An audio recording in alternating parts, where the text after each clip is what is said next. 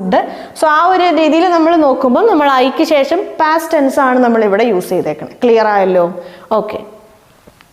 എനിക്ക് അങ്ങനെ ചെയ്യാൻ പറ്റിയായിരുന്നെങ്കിൽ I wish I could go there, I wish I could see her, or I wish I could play a guitar. എന്ത് വേണമെങ്കിലും അത് ചെയ്യാൻ പറ്റിയായിരുന്നെങ്കിൽ, ഇത് ചെയ്യാൻ പറ്റിയായിരുന്നെങ്കിൽ, അങ്ങനെ അത് കാണാൻ പറ്റി. I wish I could see that movie, എനിക്ക് ആ സിനിമ കാണാൻ പറ്റിയായിരുന്നെങ്കിൽ എന്ന് ഞാൻ ആഗ്രഹിക്കുകയാണ്. യെസ്, അങ്ങനെ. ഓക്കെ, കുഡും ആവാം കുഡ് നോട്ടും ആവാം. ഓക്കെ, കുഡ് മാത്രമല്ല കുഡ് നോട്ടും നമുക്ക് യൂസ് ചെയ്യാം. യെസ്. ഇനി നമുക്ക് വുഡ് അല്ലെങ്കിൽ വുഡ് നോട്ടിലേക്ക് വരാം. I wish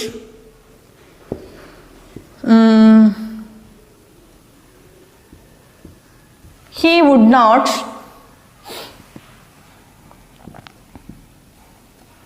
repeat the same mistakes.